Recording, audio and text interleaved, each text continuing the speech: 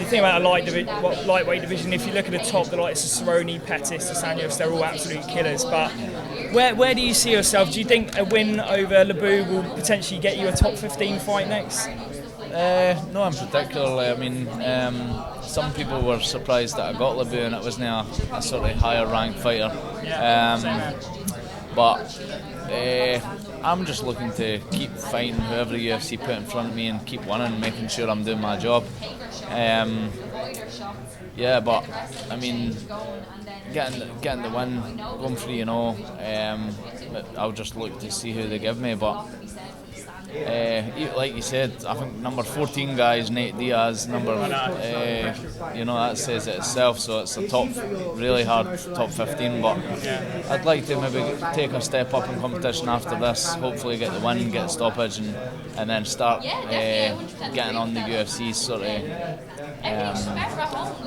getting their attention and start working my way up.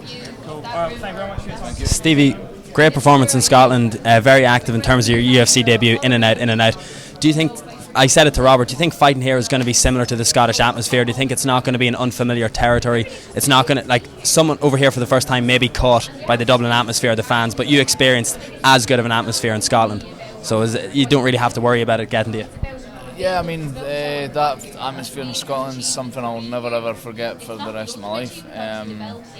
I feel like here in Ireland I will get a good response, not as good obviously as Scotland because they're not going to be as passionate about me as they are for their own fighters, but I feel like we have got the same sort of fighting blood and my style of fighting the Irish will like, rather than someone that kind of grinds out the decisions like my opponent. I've came in and got the finishes with my first two, so I'd imagine they'll be more excited to see me fight than him. But I'd imagine I'm going to have some Irish fans, and I've got a lot of Scottish support coming over as well. So, just one other thing, it's a really interesting dynamic for me. While you were the champion in Cage Warriors, the guys who were below you in the division were getting picked up and signed to the UFC and starting to make names for themselves. I just never got your thoughts on it, but was that a frustrating time for you? Were you worried the call wasn't going to come? Was it a sooner rather than later thing? I mean, yeah, it was worked out now. It was frustrating at the time and a little bit downhearted, but also motivating. So it was a weird one, but I mean, now that I'm here, it's paid off.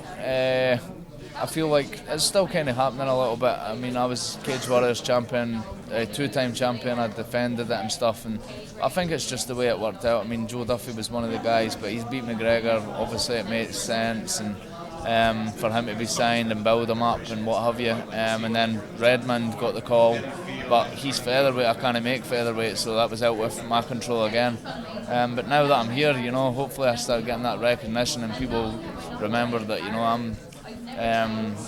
I was Cage Warriors champ. The guy before me that was champ was McGregor, so I've followed in his sort of footsteps, and I've got 2 stoppages. This could be my third stoppage, and hopefully 6 months. Start. Yeah, exactly. Within, I think it's 7 months. I don't think many fighters, if any, have managed to get three wins, especially 3 stoppages if I get the stoppage, within 7 months. So, yeah.